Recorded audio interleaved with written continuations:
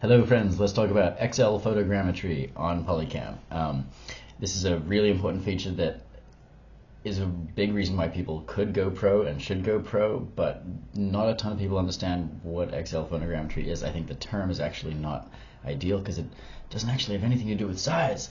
So I'm going to talk as quickly as I can about what it is, what it's good for, what it's not, and my process for capturing photogrammetric scans that have thousands of photos in them. So you could, so what is it? It's not just about extra large things. You could capture an entire building with a drone with like 100 photos and it would look great. The problem is that when you zoom in on that building, you're not going to have a ton of detail. You're not going to be able to see the individual vines on the brick. Vines crawling up the brick. You're not going to be able to see the doorknobs. You can get so XL Photogrammetry, when you use, it's really an extra large number of photos. It's not so much about the extra large thing that you're scanning. It gives you both a lot of area in your scan and a lot of detail in your scan. So that's one of the main reasons. The second thing is occlusion. So let's look at this room here that I'm in. Let's focus on the back.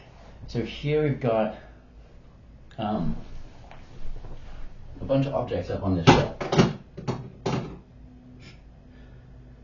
From this viewpoint that the camera's at, you can't really see this cool little plate candle holder thing at the back because it's being blocked, it's being occluded by the stuff in front of it. Now, when I use a small data set with just 100 photos to capture this room, then you won't be able to see behind the clock and the vase to get to the cool candle holder. But if I use a massive data set of lots and lots of photos, like 1,000 or 2,000 photos, and all of a sudden a bunch of these photos can be looking around the back of something, so that the melty effect that happens in normal photogrammetry scans where objects melt into each other is a lot less present. So occlusion's the second one. And then the third thing is angle of viewing. God, and this is why XL Photogrammetry is kind of hard to explain. If I were to get a photogrammetric model of this room just by walking around and capturing 100 photos from this level, with my camera and my phone at this level, then when someone is viewing that model later with their viewer at this level, it would look great.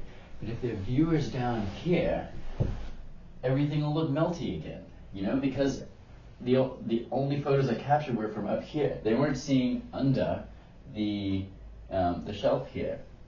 It's a little different than occlusion, but what extra large photogrammetry allows us to do is capture photos from all these different heights, all these different viewpoints, so that then later when we go and look at the model, we can view it from a bunch of different directions and it still looks real.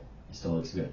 So I'd love to, at some point, make a comparison set of scans between, this is a space scanned with 100 photos. This is the same space scanned with 2,000 photos, so that you can see the difference here.